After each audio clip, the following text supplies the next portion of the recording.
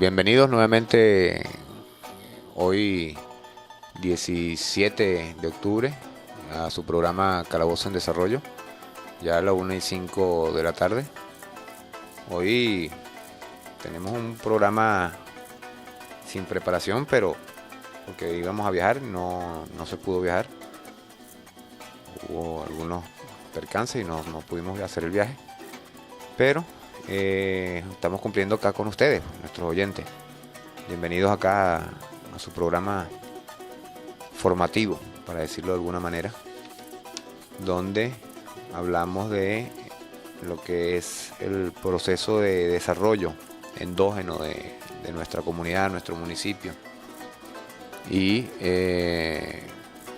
donde vamos a hablar hoy sobre algunos aspectos, como estábamos hablando, de cosas importantes de este pueblo, ¿no? Cosas que nadie sabe. Como por ejemplo, aquí tenemos la anécdota de que el primer cementerio de Venezuela se hizo acá en Venezuela, acá en Calabozo, que fue en la época colonial, con la guerra de independencia, y bueno, se construyó el primer cementerio formal acá en la ciudad para el año de 1780.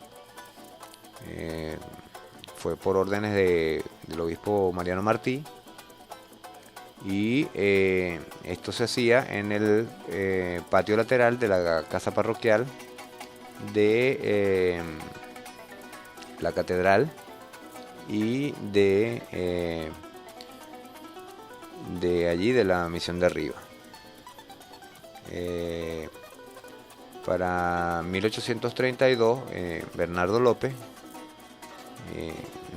de acá de la ciudad, solicita en su testamento que su cuerpo sea sepultado en el cementerio Santa Iglesia Parroquial de esta ciudad. Fue la primera solicitud directa que hubo, así conocida, ¿no? Las otras iglesias cumplieron la función de cementerio, como fueron la del Carmen, la de la misma catedral en su parte interna, donde está Monseñor Crespo y Monseñor Álvarez, y ambos exobispos de acá, y otras personas pues de importancia. Está también quien construyó la mayoría de las casas del casco histórico y las iglesias, quien las culminó pues. El 25 de diciembre de 1817, después del tercer toque o señal de repique, el presbítero José Antonio Armada dio la bendición al primer cementerio español erigido en Venezuela, en presencia del general don Pablo Morillo. Este camposanto casi seguro fue el que existió en la antigua calle de la Concordia, actual carrera 13, entre calles 8 y 9. Con el tiempo se formó un sector que fue llamado el barrio del cementerio, y en este lugar tuvo su residencia, entre otros próceres, de la independencia, Santos Valderrama, que era de Tucupido, en las décadas de 1820 y 1830. Los señores Bernardo López, Felipe Ceballos, Prudencio Zapata y Juan Antonio Peña. Para el siglo XX todavía existía este terreno, al que los calaboceños del principio de la centuria conocían como el cementerio de los españoles, aunque es de suponerse que allí ya no se enterrarían cadáveres con la construcción de la represa. En el funcionamiento del sistema de riego del río Guárico, encima del solar, se construyeron muchas casas, y en la actualidad es una zona residencial y comercial del centro de la ciudad. Probablemente muchos de quienes hoy habitan o trabajan en esos lugares no se imaginen ni siquiera que ya existió el primer cementerio de Calabozo y de Venezuela, ordenado por Pablo Morillo. Son algunas de las anécdotas que tenemos acá sobre la ciudad. Fíjense, el patrimonio histórico-cultural comprende todos aquellos elementos y manifestaciones tangibles o intangibles producidos por la sociedad. En el marco de la sustentabilidad, por ejemplo, del turismo, se plantea la necesidad de dar respuesta a las realidades locales, la revalorización del patrimonio, ya sea cultural o natural, y que vienen a ser la respuesta que muchos destinos encuentran en procesos de cambio y readaptación. En definitiva, los elementos que constituyen el patrimonio histórico-cultural son testigos de la forma en que una sociedad o cultura se relacionan con su ambiente. Entonces, el patrimonio cultural se constituye por una porción del ambiente transformado, incluyendo formas de organización social, relaciones entre los diversos sectores de la sociedad y de las instituciones sociales. Esto es variable en cada época y cada sociedad rescata al pasado de manera diferente, seleccionado de este. Fíjense, el patrimonio nacional, que es el conjunto de bienes heredados por la nación, los cuales pueden ser disfrutados por todos, pero nadie los posee como tal. Era como hablábamos del caso de la plaza, las Mercedes. Estos bienes no tienen valor comercial o monetario, o sea, no pueden ser comprados o vendidos. Y el patrimonio nacional puede ser dividido en cultural, natural, histórico y artístico.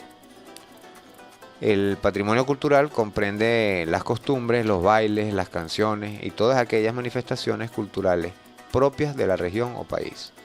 En Venezuela hay diversas regiones que tienen bailes distintos, como lo es el San Benito, los Diablos de Yare, la Paradura del Niño Jesús, que como también están creaciones artísticas como las vasijas de barro, los tapices de los guajiros, las cestas de los indígenas de Amazonas, y entre otras cosas. Nosotros acá tenemos las taparas talladas. Patrimonio natural también tenemos, como el nombre lo indica, la naturaleza, y tenemos muchos intereses allí, pues tanto científicos, históricos, sociales y ecológicos. Fíjense en esto, lo que es el patrimonio cultural. Ustedes saben que en el mundo existe una cuestión que llaman el derecho de autor, ¿cierto? Ok. Ese derecho de autor generalmente se patenta en Estados Unidos y esto lo convierte en propietario copyright, a esa nación de todo lo que es el patrimonio natural, cultural e histórico del mundo. Eso también incluye la parte científico-técnica, por supuesto. Entonces vemos casos como, por ejemplo, la medicina en particular, donde, no sé si ustedes recuerdan, el comandante Chávez, prácticamente en sus inicios de gobierno, él retiró del área del Amazonas y Bolívar a unas congregaciones religiosas que habían allí, norteamericanas. ¿Qué fue lo que pasó allí? Bueno, se descubrió que estos señores se llevaban sacos de tierra. Sacos de tierra. ¿Saben qué tenía esa tierra? Uranio, para crear bombas atómicas. Nosotros tenemos uranio en el Amazonas. Y entonces ellos se robaban el uranio y se lo llevaban y se lo vendían al gobierno norteamericano. Además de eso, se llevaban muchas otras cosas, como los conocimientos científicos de los indígenas. Ustedes saben que la mayoría de los medicamentos que usted consume en pastillas son producidos a raíz de plantas, ¿no? Nosotros tenemos acá una medicina natural. El presidente Chávez también le trató de dar un poco de auge a esto, a la medicina natural, porque es una medicina muy sabia, muy milenaria. Los chinos también tienen más o menos lo mismo, que dice que con las plantas se hacen curas. Bueno, yo les voy a explicar.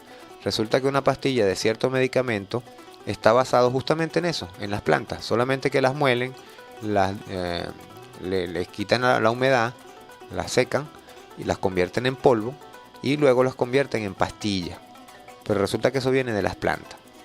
Entonces este grupo religioso, adicionalmente a eso, hacía estudios para el cáncer, para ciertas enfermedades y ese tipo de cosas, y resulta que se lo robaban a los indígenas. Entonces se lo llevaban a Estados Unidos y un señor X lo patentaba como si él lo hubiese descubierto y se apropiaba de los recursos que entran, porque cada empresa farmacéutica que aplique ese medicamento, que lo construya, que lo fabrique para la venta, debe darle un porcentaje de la ganancia a esa persona. ¿Qué fue lo que hicieron? Le robaron los recursos a los indígenas, que eran los verdaderos inventores de esa medicina. Detalle. ¿Cuál fue la diferencia? Que los indígenas lo aplicaban directo de la mata y estos los aplican con pastillas e inyecciones. Entonces, eso es la manera en que nos roban. Así nos han robado siempre y es lo que quieren seguir manteniendo. Nosotros tenemos una gran cantidad de cosas que ellos ambicionan, entre las cuales está la sabiduría de esos indígenas que tanto desprecian, pero los desprecian porque saben que son inferiores. Porque la superioridad, como dije, es un complejo de inferioridad agrandado. Para no demostrarlo, usted se hace sentir superior o se dice sentir superior. Entonces, como les decía, nosotros tenemos un gran patrimonio histórico, cultural, natural, y hemos perdido mucho de esto. Por ello, nosotros en estos últimos gobiernos no hemos respetado mucho eso de las patentes y comenzamos a hacer las medicinas genéricas. ¿Qué es lo que pasa con las medicinas genéricas? Cuestan el 10% de lo que cuesta una medicina patentada. ¿Por qué? Porque el dinero no se lo llevan al extranjero, sino que lo hacemos en farmacias acá, porque es nuestra propia medicina y porque ellos nos van a robar y nos vamos a seguir calando esa. No, señor.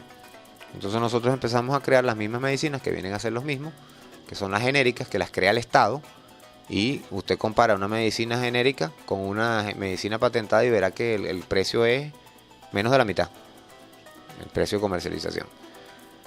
Bueno, entonces también tenemos, como estaba diciendo, el patrimonio histórico, que son bienes heredados en el país a través de la historia, de generación en generación, como el caso del patrimonio histórico arquitectónico, como es el caso de las casas, las iglesias y todo esto, colonial. Además de eso están los elementos que conservan como únicas evidencias del pasado del país. Un interesante ejemplo de este patrimonio lo constituyen los castillos como el de Santa Rosa y el de San Carlos de Borromeo. También tenemos el Castillete, tenemos un montón de cosas como ejemplos, pues. Y nosotros debemos preservarlo. ¿Por qué? Porque es nuestro pasado, nuestro apellido, como dije. Es saber de dónde venimos, quiénes somos, por qué somos, de dónde viene nuestra idiosincrasia, para poder mejorarla. Pero resulta que nos quitan el pasado y la idiosincrasia la empeoran para podernos dominar. Porque nada es más difícil de dominar que una persona culta, con cultura, con tradición, con moral, con valores. Eso es casi imposible de gobernar, de dominar. Porque una persona consciente no hace lo que le dicen, hace lo que cree conveniente. Por eso insistía en esto de que la ética, la disciplina llega hasta donde comienza la ética. Entonces, repito, revolucionario no rompe leyes. ¿Ven? Porque romperías la ética. Y si no tienes ética, si no disciplina, eres simplemente un borrego. Porque estás siendo arreado hacia donde ellos quieren. Y si no eres un borrego, es porque estás en la misma línea de corrupción o de enchufados, como dicen los escuálidos. Pero, y digo los escuálidos, ojo, no los opositores. Los opositores no llaman a las personas enchufados, porque ellos no ofenden. Estoy hablando de los escuálidos, de esas personas que son oposición, porque hay que salir del gobierno a como de lugar, así se tengan que morir, y no les importa. Es una manera escuálida de pensar, o sea, muy deficiente. No piensan realmente, ya que tienen el cerebro ya lavado y bueno, a veces dan lástima, dan dolor. Dicen que nadie es digno de lástima, pero ahí creo que en este caso sí. Los modos de pensar, bueno, han sido transmitidos desde los conquistadores para acá, no solo en lo que es el régimen de gobierno, de civilización, sino el mismo modo de ser. Y entre ellos, dentro de esas cosas que nos inculcaron en la colonia, vienen las malas costumbres, como lo es la corrupción. Si ustedes ven España y ven a Venezuela, ven que es casi lo mismo. tenemos las mismas malas mañas. Y esas vinieron de ellos allá. Porque los indígenas aquí usted los ve, ellos no tienen absolutamente nada de corrupto. Para empezar, no trabajan con dinero. Ellos utilizan el dinero aquí porque los hemos ido adaptando a nuestro sistema de vida y como son minorías, se ven obligados, se ven forzados. Y de paso les hemos robado sus espacios, ¿no? Porque donde están todas nuestras grandes ciudades, donde están nuestras minas, donde están nuestros campos petroleros, donde están nuestras siembras, eran sus territorios. Entonces los dejamos sin tener sitios de donde vivir, coexistir y comer. Entonces han tenido que adaptarse a nuestro sistema de vida.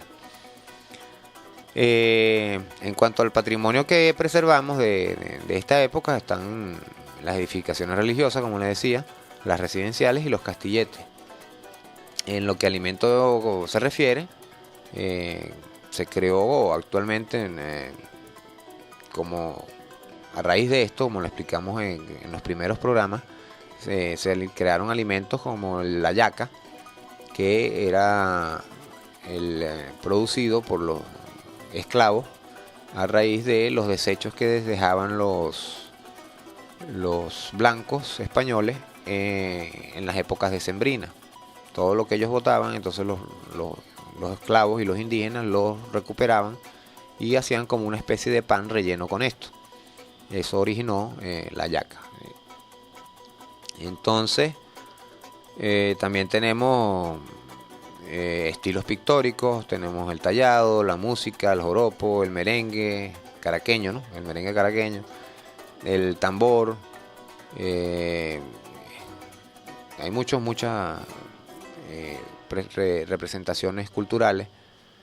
Tenemos la música del Callao, tenemos la música indígena como tal, que es la única que sigue siendo la original, y otros aspectos culturales, ¿no?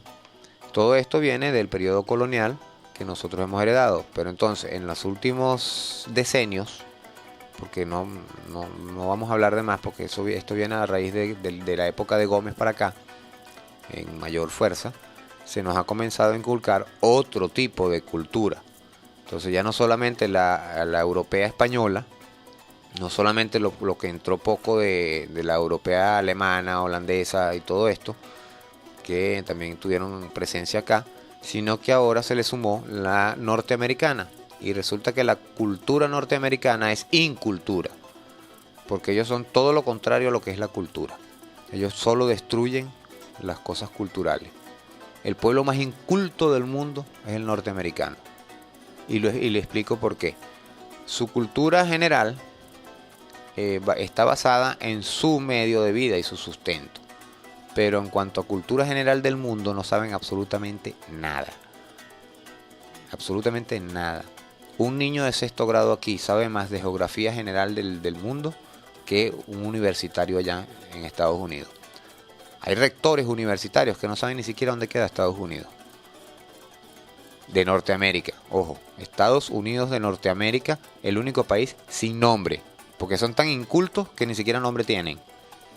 Porque si vamos a lo de Estados Unidos, resulta que Canadá también se llama Estados Unidos de Canadá. México se llama Estados Unidos de México. Venezuela fue, en su época, Estados Unidos de Venezuela. Y así hay varios países que se llaman Estados Unidos. ¿Ve? Pero entonces ellos son tan vivos que están tratando de adueñarse de todo el continente, que se llaman Estados Unidos de América. O sea, ellos son dueños de toda América. Entonces cuando hablan de los norteamericanos, de los gringos, les dicen americanos. No, señor. Norteamericanos. Y aún así, todavía estaríamos discriminando a parte de México y a Canadá. Entonces, porque ellos no son toda Norteamérica tampoco. Esto es el único país que ni siquiera tiene definición. Entonces, bueno, en el periodo de la independencia, en el siglo XIX, Venezuela sufrió grandes cambios en su idiosincrasia y debido a la opresión imperial española, a pesar de no haberse sumado grandes cambios a la cultura general, sí hubo cambios históricos de gran relevancia y el mayor legado patrimonial de nuestra nación es el Acta de Independencia y la Declaración de Libertades e Igualdad de todos los venezolanos. También trajo consigo el legado de grandes personalidades como Libertador, Miranda, Andrés Bello, Sucre, Simón Rodríguez y otras cosas, y otras personas digo. Y muchos otros que lucharon, pues, hombres y mujeres, ¿okay? y hubo cambios en la arquitectura. Cuando la época de Guzmán Blanco, él trató de cambiar esa manera de construir, que ahora la hemos tenido, vuelven a cambiar, porque con la inmigración italiana se cambiaron las estructuras a las italianas, y ahora con los árabes se está cambiando los árabes. Si ven todos los edificios, ustedes ven una foto de un país de Arabia cualquiera, y ven las estructuras que hay allí son muy similares a las que están construyendo acá. Entonces esto nos ha ido mezclando mucho. Pero ¿cuál es el problema? Esto no tiene ningún problema, porque cada quien construye a su manera, está bien. Pero ¿cuál es el problema? Cuando se derriban casas de nuestra estructura histórica para construir estas otras. Va a llegar un momento en que ya nosotros no seremos nosotros. Entonces ¿vamos a ser quiénes? Nadie. Vamos a ser un país sin ser país. Porque un país sin historia, sin pasado y sin arquitectura dejó de ser país. José Gregorio, vamos con la cancioncita que te dije. Bueno, vamos con una canción de un grupo llamado Dame pa' Matarla, que se llama En Favor de la Paz. Alcemos la voz en un canto en favor de la paz. Alcemos la voz en un canto en favor de la paz. Alcemos la voz en un canto en favor de la paz, porque con hambre y justicia no se puede encontrar. Alcemos la voz en un canto en favor de la paz. Alcemos la voz en un canto en favor de la paz. Alcemos la voz en un canto en favor de la paz, porque con hambre y justicia no se puede encontrar. Este es un canto para unificar en una sola dirección nuestra energía aprovechar, dándole la máscara al tirano que con su barra se estrella mata a nuestro hermano.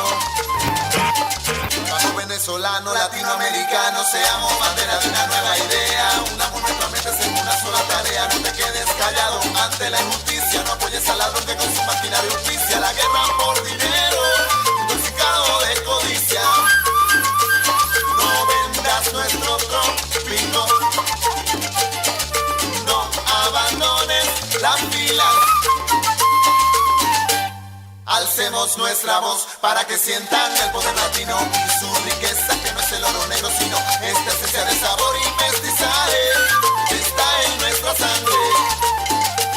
El color de nuestra piel lleva el mensaje de que todos somos iguales.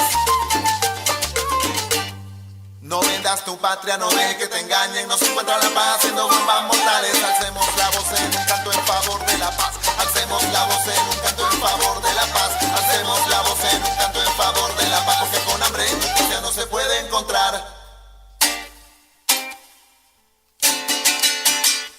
¿Y cómo va a haber paz en una nación cuando no se le pone verdadero corazón? Escúcheme señora, escúcheme señor, para conseguir paz hace falta más amor y justicia. En este mundo de malicia se matan entre países y se desquician, por eso es que este mundo no avanza. Tú quieres hacer algo bien y la vida no te alcanza. Son tantos tiros, tanta matanza, que se ha perdido el equilibrio de la balanza. Vivimos en un mundo material, lleno de inventos y de belleza artificial, donde las armas son un producto comercial para ayudar a progresar al criminal. Tenemos terrorismo, tenemos racismo, tenemos lo que sea, pero no nosotros mismos. Tenemos internet, tenemos satélite, televisión, aviones de gran élite. Esto es lo que se llama tecnología avanzada. Tenemos tantas cosas que no tenemos nada. Prefiero quedarme indio con mi guayuco, con mis pies descalzos y mi bejuco, con mi cultura y mi siembra y mi conuco, sin tanta trampa y sin tanto truco. Es hora de unificarnos en uno solo. 4 puntos cardinales, 7 mares y 2 polos. Ahora te pregunto, ¿de qué lado estás?